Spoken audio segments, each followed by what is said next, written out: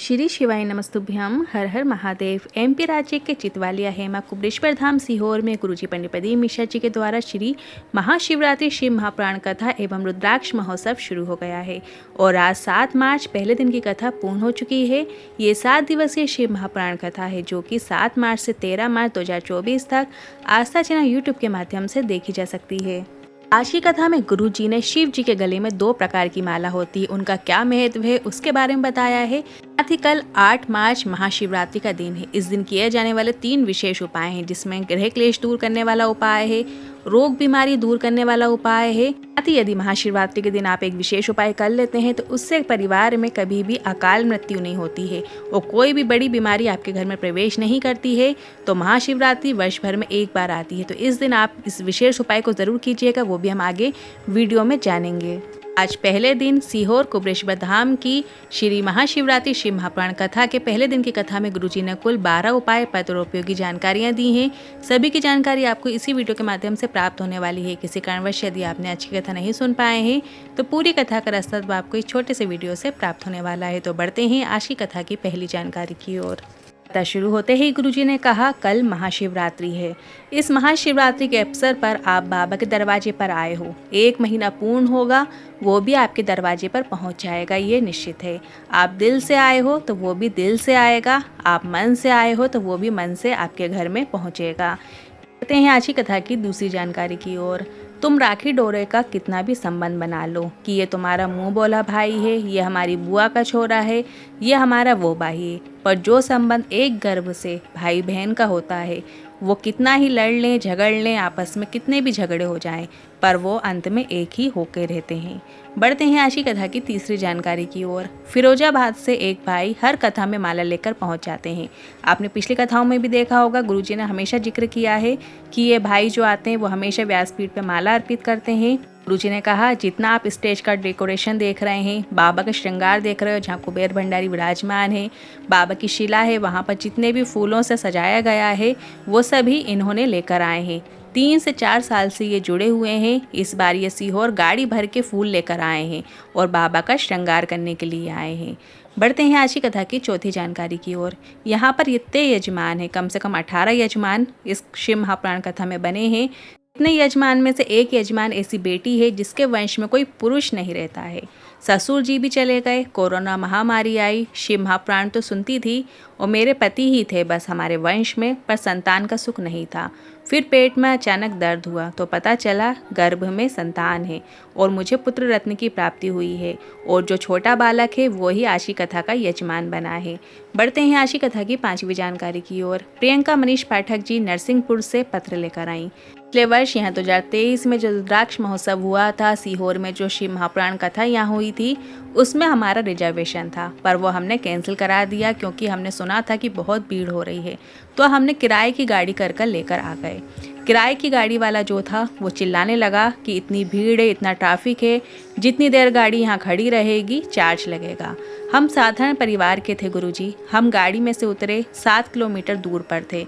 कुबरेश्वर धाम भी वहाँ हम पहुँच नहीं पाए। 7 किलोमीटर दूर से ही हमने बाबा से प्रणाम किया कि हमें यहाँ से लौटना पड़ेगा, ये गाड़ी वाला बहुत चिड़चिड़ कर रहा है, चिल्ला रहा है, वो बहुत सुना रहा है, पर अगली बार जब रुद्राक्ष महोत्सव होगा मैं खुद की गाड़ी से आऊँ बाबा, कुबेर भंडारी हो आप, मान जाऊंगी।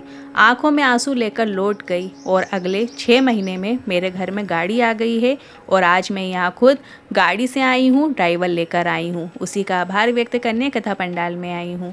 बढ़ते हैं आज की कथा की 6वीं जानकारी की ओर। भीकूबाई मांगीलाल जी पत्र लेकर आई। मेरी लड़की का नाम अपूबाई है, हम इंदौर के रहने वाले हैं। मेरी लड़की के सर में गठान हो गई थी, इसका ऑपरेशन करना पड़ेगा, सर खोलना पड़ेगा और वेंटिलेटर में कब तक रहेगी कुछ कह नहीं सकते, ऑपरेशन सफल होगा या नहीं कुछ कह नहीं सकते, इसके बाद इस बेटी की याददाश्त रहेगी या नहीं कुछ कह नहीं सकते। हमने आपके बारे में सुना तो था गुरुदेव, पर उतना भरोसा नहीं था क्योंकि जिस मोहल्ले में हम रहते थे वहाँ सब आड़ा टेढ़ा कहते थे। पर एक झाड़ू वाली ने हॉस्पिटल में कहा, रुद्राक्ष लेकर आओ, उसे गलाकर शिव जी पर चढ़ा कर देना चालू करो। हम उसके कहने पर सीहोर गए, रुद्राक्ष लेकर आए। हमने 1.5 महीने उसका पानी अपनी लड़की को पिलाया उसके बाद हमने जब चेक कराने गए तो 1.5 महीने में बेटी की गठान गल चुकी थी। बिना ऑपरेशन के वो ठीक हो गई थी। उसी का आभार व्यक्त करने कथा पंडाल में आए हैं। बढ़ते हैं आज की कथा की 7वीं जानकारी की ओर। शिव जी के गले में 2 माला होती है। एक मुंडों की माला के दर्शन आपने किए होंगे। आप कभी महाकालेश्वर गए होंगे, वहाँ पे आपने देखा होगा कि महाकाल बाबा को माला चढ़ी हुई होती है। एक में केवल मुंडों के साथ मूंछ भी दिखाई देती है, मतलब एक खाली कंकाल होते हैं, मुंडों की माला होती है, और एक जो आप माला देखेंगे उसमें मूंछ भी आपको दिखाई देगी।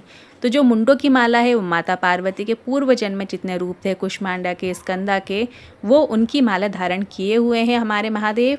और उसके बाद जो दूसरी माला है जिसमें आप ध्यान से देखेंगे उसमें मूंछ बनी रहती है, तो वो मुंडों की माला है, वो राहु की माला है। जहाँ राहु अपनी सुरक्षा के लिए शिव जी की शरण में गया था तो शिव जी ने उसे अपनी शरण में रखा है और वो माला शिव जी पहने हुए हैं। बढ़ते हैं आज की कथा की 8वीं जानकारी की ओर। एक लड़का है जिसे हर 6 महीने में खून चढ़ता है। मैं बबीता रघुवंशी देवास नगर की रहने वाली हूँ। गुरुदेव, बाबा की कृपा से क्या वर्णन करूं। मेरी पुत्री 14 जनवरी 2002 में हुई, जिसे बोन मैरो की बीमारी कहते हैं। उस बीमारी के अंतर्गत 6 महीने में खून चढ़वाना होता है।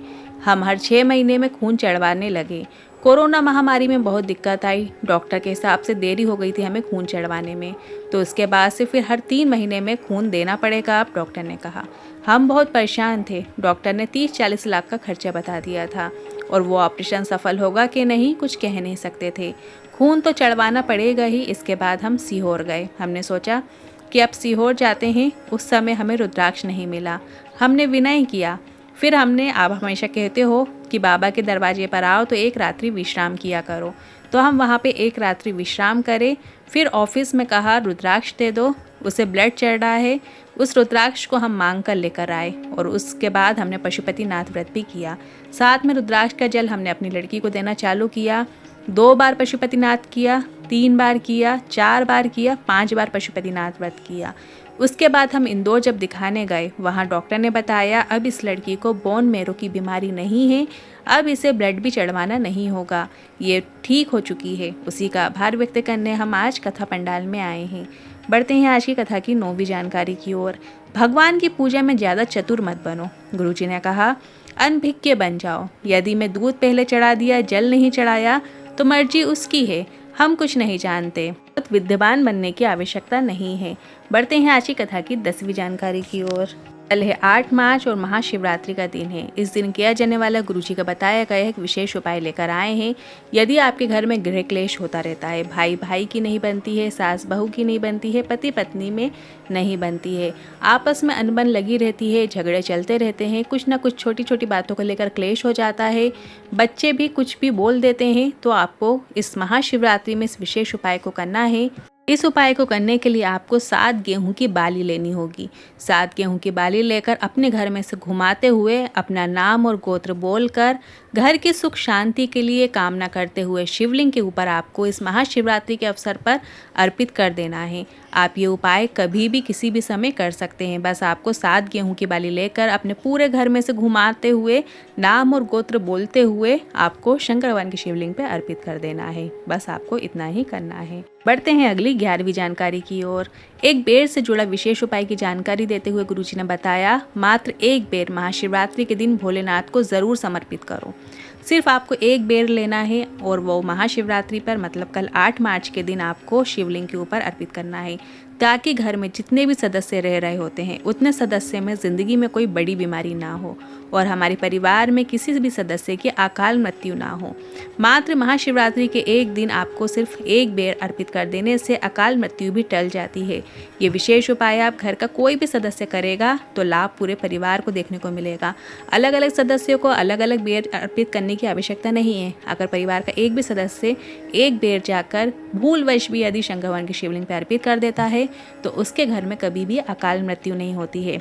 तो आप इस उपाय को 8 मार्च महाशिवरात्रि में करके अधिक से अधिक लाभ प्राप्त कर सकते हैं। और साथ ही अगर जिनके पेट से जुड़ी हुई समस्याएं हैं, उदर से जुड़ी हुई समस्याएं रहती हैं, पेट में अनबन बनी रहती है, तकलीफ रहती है, तो महाशिवरात्रि के दिन शिवलिंग पर बेर अर्पित करो और वही शिवलिंग से आपको प्राप्त कर लेना है। बाबा से निवेदन करके उसे औषधि रूप में प्राप्त करके उस बेर को खा लेना है। वह बेर सभी समस्याओं का, उधर से जुड़ी हुई समस्याओं का अंत करने वाली होती है। करते हैं अगले 12वें उपाय की ओर। जो व्यक्ति बहुत अधिक बीमार रहता हो, उसकी दवाइयाँ चल रही होती हैं पर वो कार्य नहीं कर रही होती हैं, बार बार बीमार हो जाता हो, परेशान रहता हो, तो आपको 7 बेर लेनी है। ध्यान रखिए, 7 बेर लेनी है और 7 बेर को अपने ऊपर से 7 बार घुमा लेना है। मतलब आपको अपने हाथ की मुट्ठी में, सीधे हाथ की मुट्ठी में 7 बेर रख लेना है, एक साथ रख लेना है और उसको एंटी क्लॉकवाइज, मतलब जो घड़ी का जो आप देखेंगे कांटा जिस गति में चलता है उससे विपरीत दिशा की ओर आपको अपने ऊपर से घुमाना है। तो वो 7 बेर को 7 बार अपने ऊपर से एंटी क्लॉकवाइज घुमाकर आपको शंकर भगवान की शिवलिंग पर महाशिवरात्रि के दिन दोपहर के 12 बजे अर्पित कर देना है।